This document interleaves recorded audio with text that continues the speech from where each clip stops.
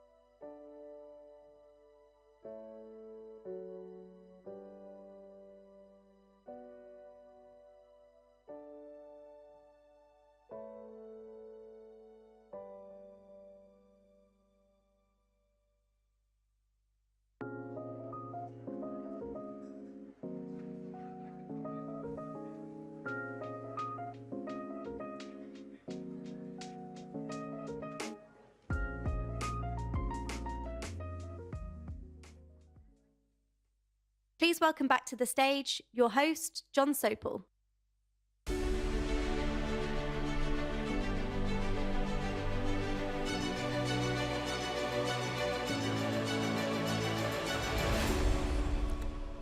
He's in the building. He is here. He has got a microphone on. Ladies and gentlemen, our Secretary of State for Defence, Ben Wallace.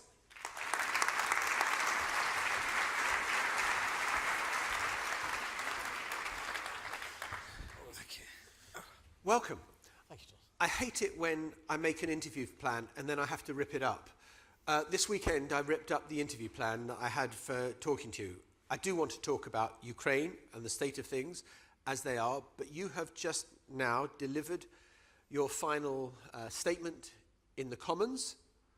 What was it like?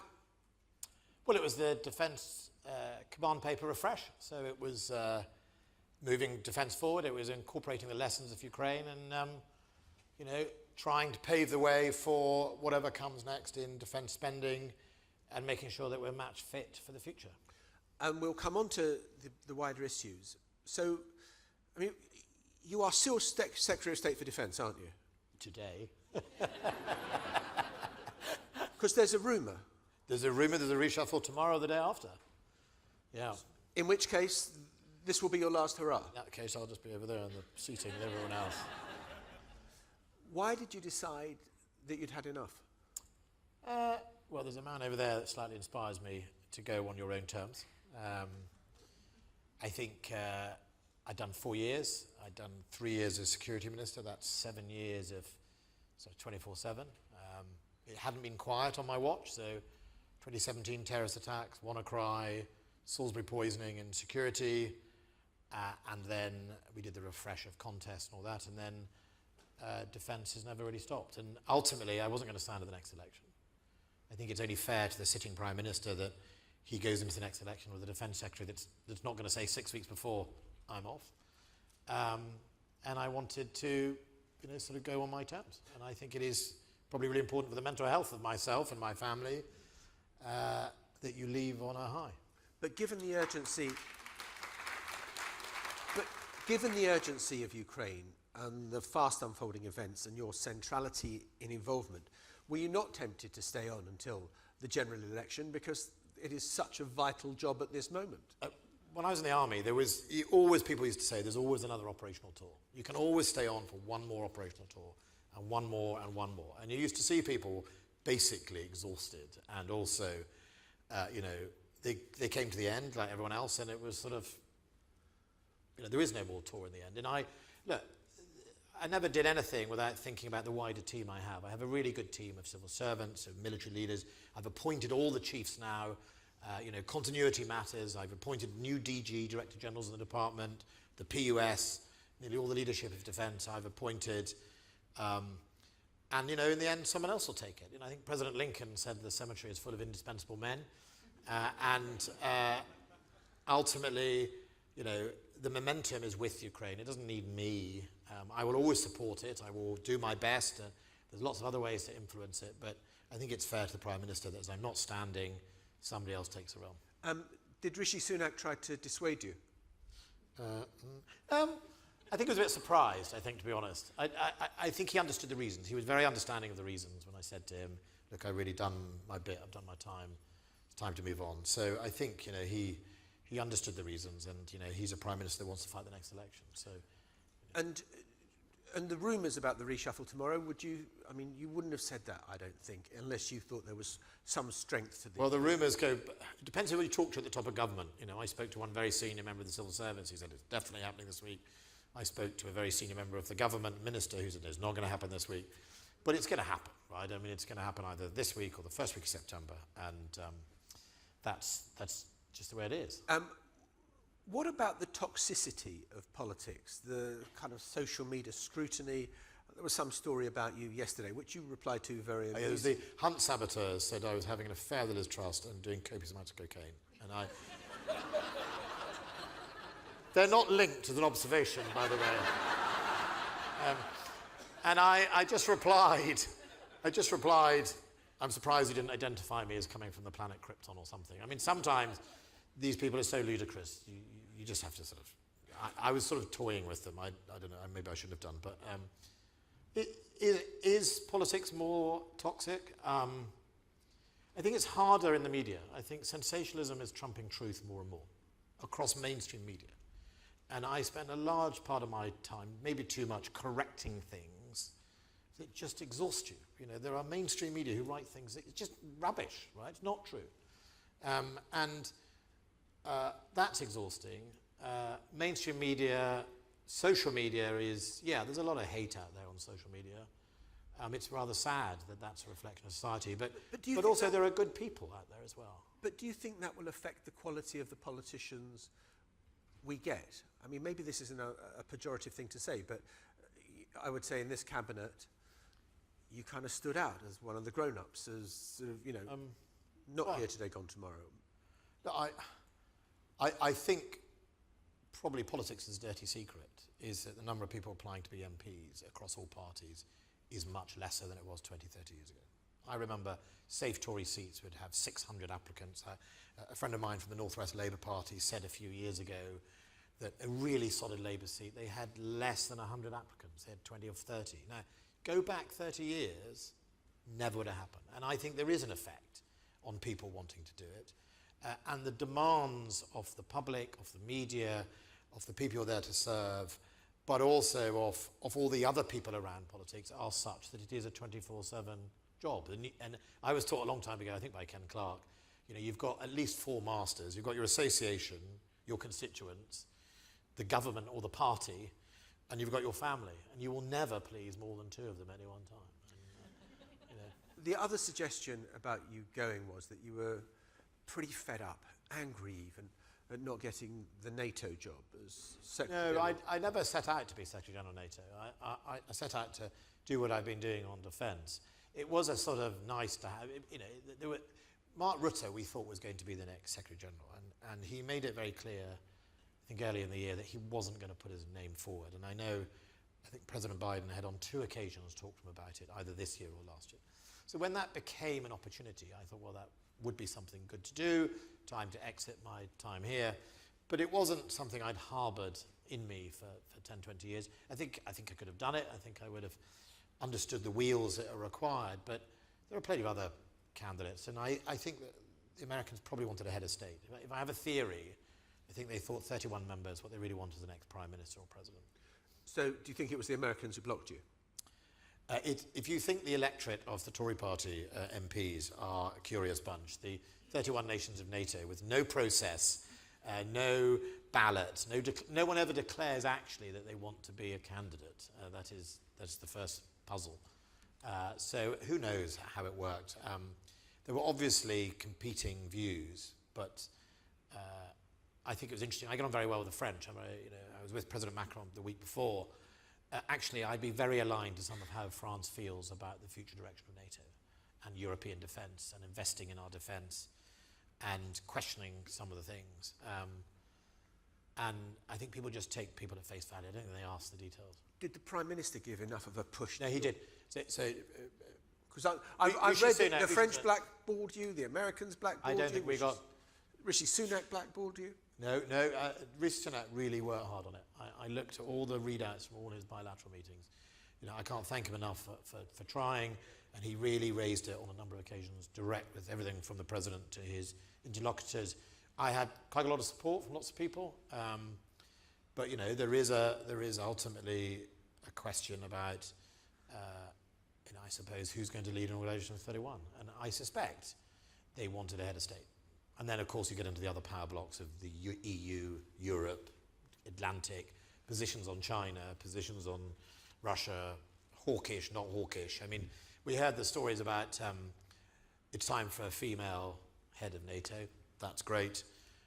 Of course, you also want somebody who's going to spend 2%, right? So suddenly you get down to Eastern European women, the brilliant Prime Minister of Estonia, and of course they're too hawkish for potentially the Germans or the French. So suddenly you start getting into this sort of a wiring diagram that doesn't seem to please anyone. So I did say at one stage, well, we should all just get used to the Secretary General from Iceland. I mean, poor old Jens is doing a 3-year job over 10 years. I mean, it's just impossible for anyone to move on. So let us move on to the substantive issues of NATO and what is happening in Ukraine. I suppose the one thing that has happened that, I think it was Emmanuel Macron who was saying that NATO was brain dead, and no one would say that now. It's found its reason to be in a way that was unimaginable prior to the invasion by Russia of Ukraine. Is NATO in a stronger position? And we hear about the fraying of NATO unity. What is more remarkable in your mind, the fraying or the extent of the unity? Well, first of all, NATO has worked. Throughout this war, an ever more aggressive President Putin with constant threatening red lines that usually then melt away, he hasn't dared go near NATO. Russia has been very, very cautious of respecting NATO's territory. We have not seen, lashings out into the areas like Estonia or Latvia. They have been absolutely considerate of Russia, of NATO. We've seen provocation in the air, a Russian aircraft going into airspace, but they have been really, really cautious to make sure that they don't provoke.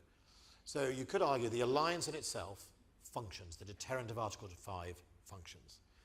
But Macron wasn't that wrong, right? Is that post-1991, NATO had just stagnated, right? So all the things that used to be really important at NATO, such as common standards, so we all buy the right type of shell or the right type of caliber missile or whatever it is, didn't matter, you could fire them from your own platforms, all of that had started to drift.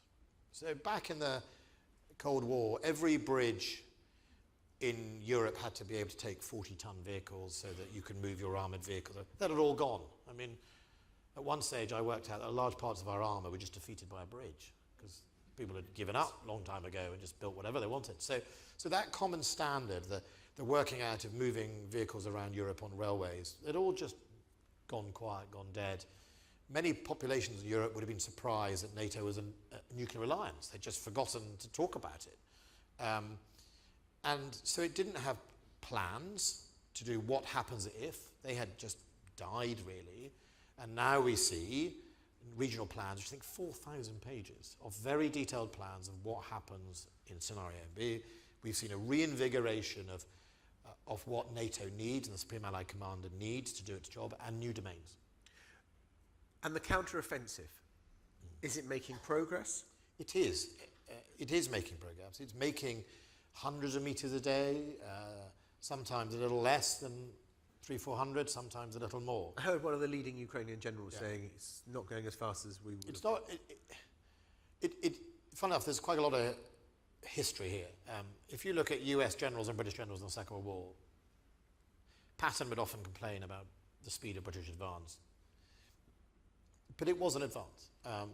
And the Ukrainians are having to learn on the job capabilities that they didn't really have. Combat engineering and the way they configure their forces is not how we do it in the West. In the West, we have combat engineers quite deeply into our organization. These are people that lay mines, lay bridges, remove obstacles, cross obstacles. They don't quite have that in the Soviet army originally. So they are learning as they go. The Russians are just throwing mines everywhere. That, of course, slows it down. But what I would say is the Ukrainians have not committed their reserves yet, so they haven't gone all in.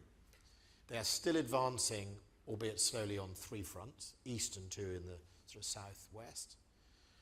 They will inevitably make a decision on which is the axis, and then they'll commit their reserves. So it is not yet worryingly slow. It is just brave men and women having to fight their way through minefields, and a Russia that, if you remember, doesn't care about its own. It's got a big meat grinder. But what was interesting about Prigozhin and his dash to Moscow was it demonstrated Russia doesn't have much of a reserve. The fact he could drive 200 kilometers within range of Moscow and no one stopped him showed there isn't much left of the Russian army. Has the West been too slow, or maybe the better phrase is behind the curve, in supplying Ukraine what it needs? And you kind of, you take the debate back a year, well, we're not going to supply that, and then 6 months later you are, and there's still the debate over, F-16s. So we're going to train pilots to fly F-16s, and will F-16s be in the theatre there? I think the charge of being too slow could be applied before the invasion. Between 2014 and the invasion, there should have been a much greater effort to lethally equip Ukraine. It was very few of us. We were the first Europeans, and that was only a month before. The Americans had put in javelins, but had sort of effectively secured the javelins. They were in country, but they weren't free distribution. But once it started, there was sort of debates about could they have tanks earlier, could they have done things.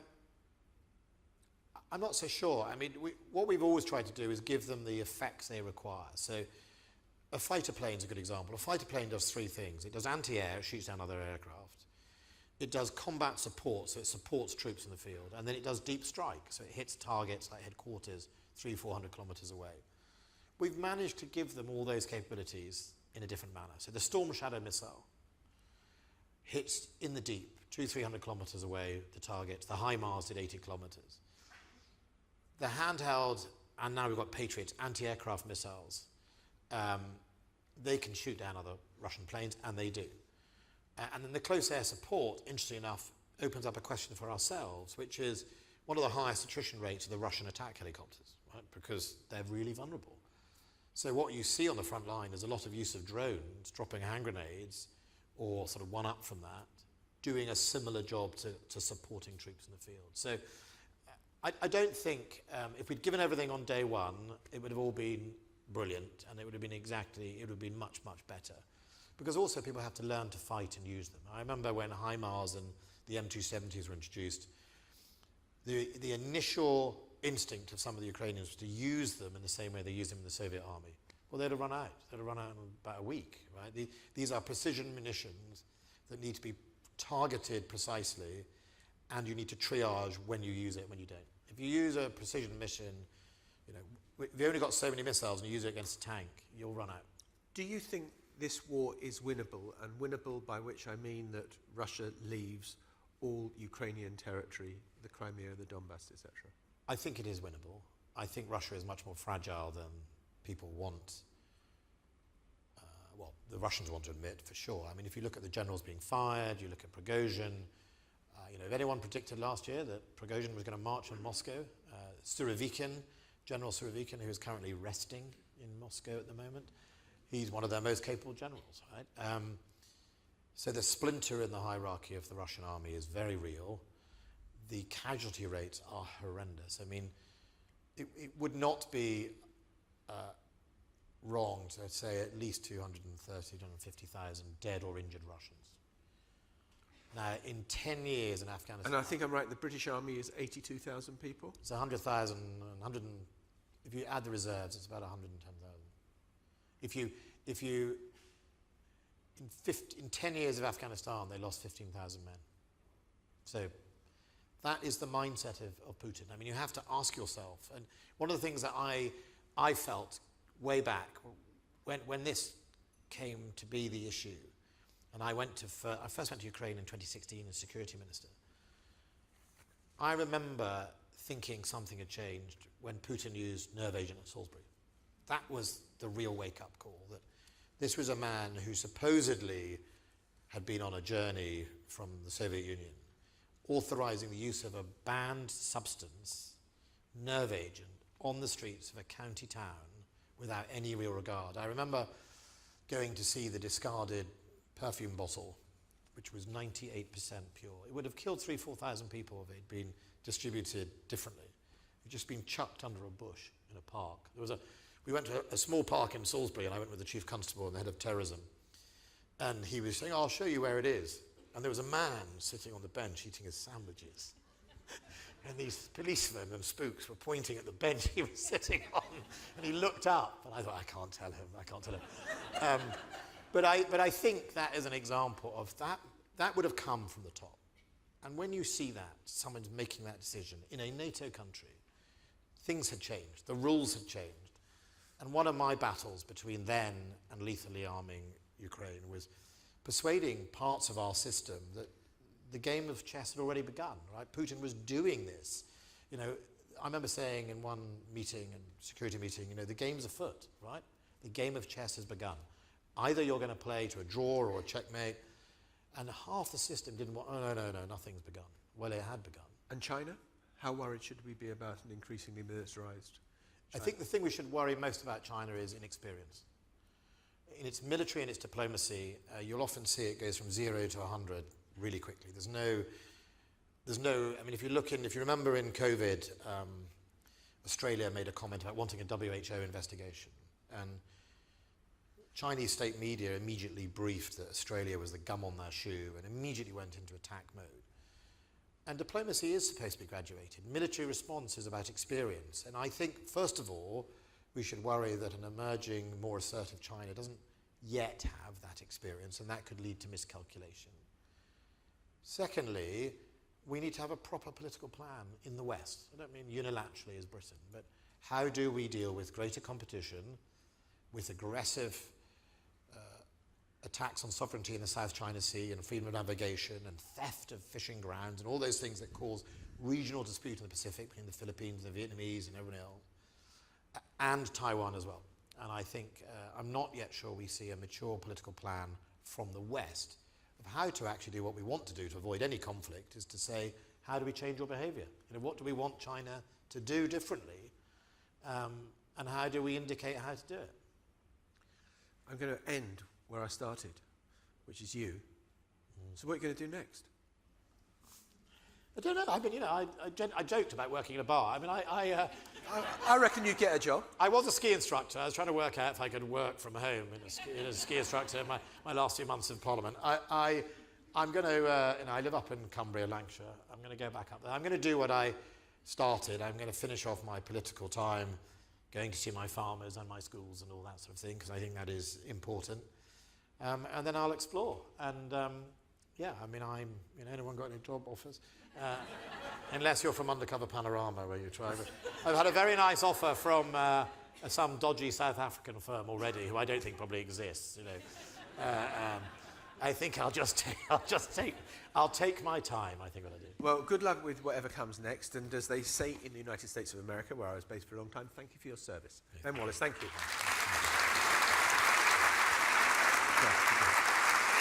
Thank you.